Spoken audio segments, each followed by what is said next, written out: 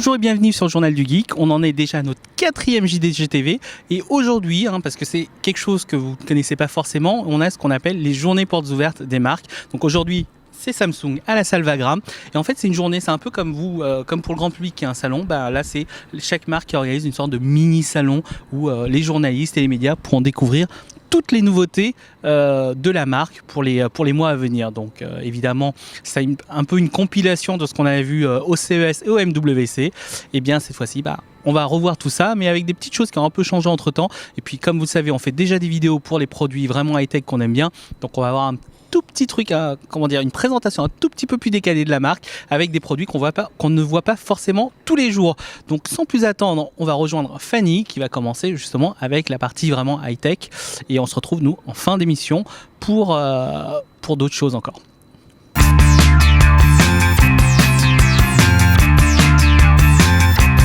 Bonjour les geeks, alors aujourd'hui on est à la journée porte ouverte Samsung pour voir toutes les nouveautés et on va commencer par un nouveau type d'appareil photo, des appareils photo connectés en Wi-Fi pour pouvoir transférer toutes les données, toutes les photos sur tous vos produits qui sont connectés au Wi-Fi. Donc ça peut être une tablette, un ordinateur, on va vous faire une petite démo avec la tablette. Alors voilà, donc ça c'est le modèle, hop, alors on va essayer de prendre une petite photo.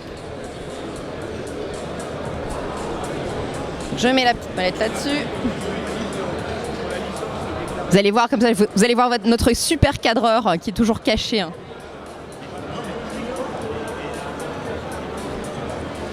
Hop là, et là, si tu veux bien venir voir, en fait, on a une petite molette Wi-Fi ici, donc je vais basculer dessus. Et là, ça va me proposer ce qu'on appelle le Mobile Link. Donc, je vais aller le sélectionner. On va essayer de ne pas se tromper. Voilà, je lance le Mobile Link. Voilà, et là, je vais aller lancer sur la tablette. Voilà, donc on a la même appli, on la lance ici aussi. Là, on la reconnecte en Wi-Fi.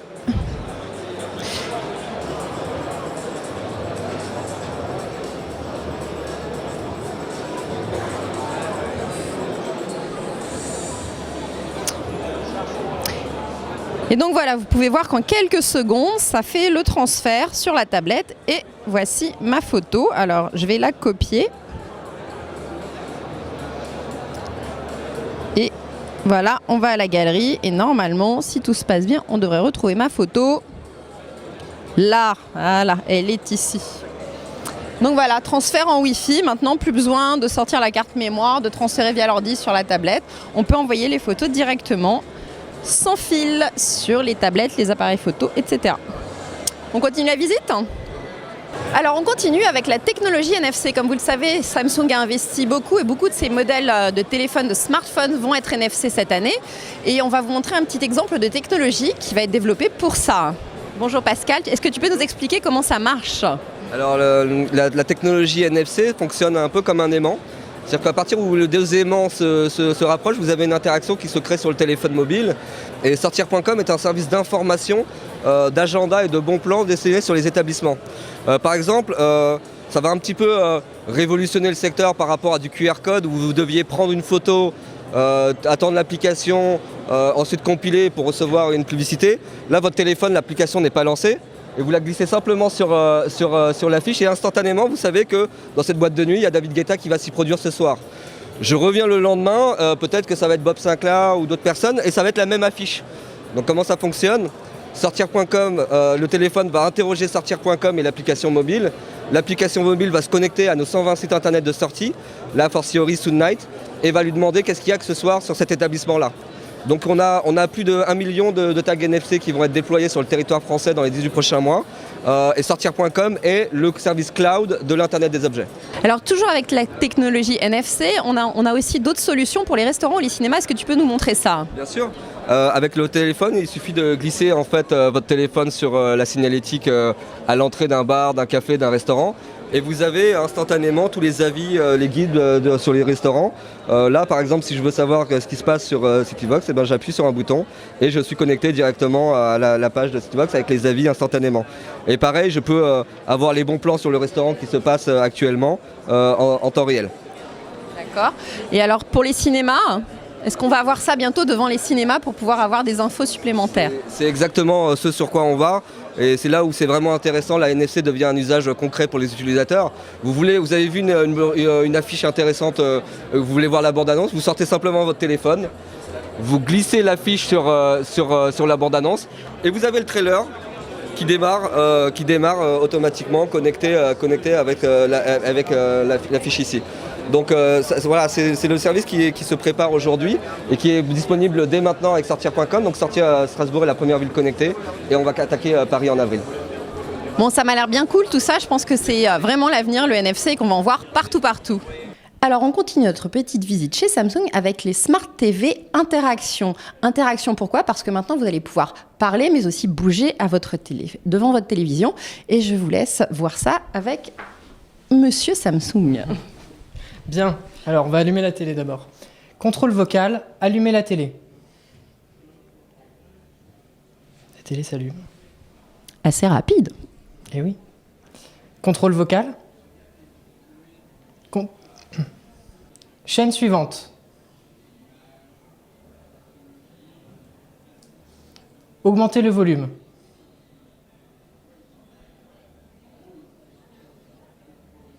Numéro du canal. Canal 2. Donc là, on peut voir qu'on peut changer avec la voix. Je crois aussi qu'on peut augmenter plus vite le volume par geste. Exactement, donc on peut prendre la télé via le gestuel. Donc ici, je bouge légèrement ma main. J'ai 2 pavés qui apparaissent sur la gauche de l'écran. Ce sont les 2 pavés du son, pour augmenter le son. Et les pavés de droite sont les pavés pour changer de chaîne, tout simplement.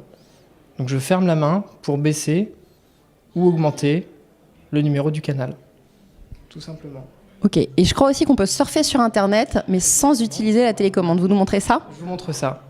Donc je clique au centre de l'écran avec ma main. Je vais sur le Smart Hub, donc l'interface Smart TV de ma Smart TV. Je vais sur le web browser. Donc là, j'arrive sur Internet directement. Si je souhaite faire une recherche, je vais dans la barre de recherche. Donc là aussi, je reprends la télé au gestuel. Je clique dans la barre de recherche. Je peux éventuellement taper mon adresse, si je le souhaite, à la main. Ici, je clique et je vais taper l'adresse à la main, mais je peux aussi prendre le vocal. Contrôle vocal. Samsung.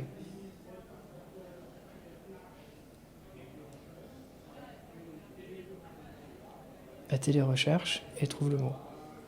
Contrôle vocal. Journal du geek.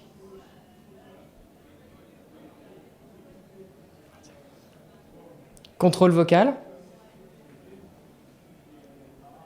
Journal du geek.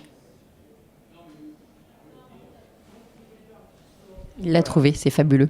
Bon allez, on continue la suite de l'émission avec Anne, que je vais vous laisser retrouver dans la cuisine. Ça va Anne? Allez, je te laisse le relais pour la suite. Bonjour à tous. Donc on est dans un truc un tout petit peu plus spécial concernant Samsung, c'est le blanc de Samsung et avec un coup de cœur que j'ai actuellement, et non ce n'est pas un produit high-tech, j'étais en train de le photographier justement puisqu'il s'agit de la Cook Idol. Donc en fait c'est une sorte de plaque de cuisson tout simplement qui se pose n'importe où. Elle est un peu lourde, un peu chère aussi puisqu'elle est annoncée à 400 €, qui vous permettra donc de l'utiliser un peu n'importe où, donc que ce soit dans un jardin, dans votre cuisine ou chez des amis. Voilà, 400 €, c'est du céramique il me semble. Et personnellement, je trouve ça génialissime. Donc elle est disponible en plusieurs couleurs et j'ose espérer qu'on verra une baisse de prix prochainement puisque c'est quelque chose que j'apprécie énormément. On continue donc avec notre petite visite de cette journée portes ouvertes Samsung avec les nouveaux types de frigos qu'on trouve maintenant. Alors oui, c'est pas de la high-tech, c'est du blanc, etc. Mais bon, j'avoue que j'aime bien et tout simplement parce qu'en fait c'est des nouveaux designs. Donc vous connaissiez le design à l'américaine avec les portes qui s'ouvrent et surtout ce côté un peu plus, comment dire, avec le congélateur sur la gauche. Et bien maintenant, pour s'adapter à ces nouveaux aux appartements français, et bien les bacs à congélateur sont à la verticale. Donc du coup, on gagne en place. On n'a plus ce problème d'ouvrir et de refermer, et surtout cette colonne de congélateur qui est justement trop petite pour notre utilisation au quotidien. Voilà, je crois qu'on a à peu près fait le tour pour cette journée portes ouvertes Samsung. On vous remercie évidemment pour votre attention. Je remercie également Fanny pour nous avoir aidé dans la découverte de cette journée portes ouvertes Samsung. Et on se retrouve très vite sur le Journal du Geek.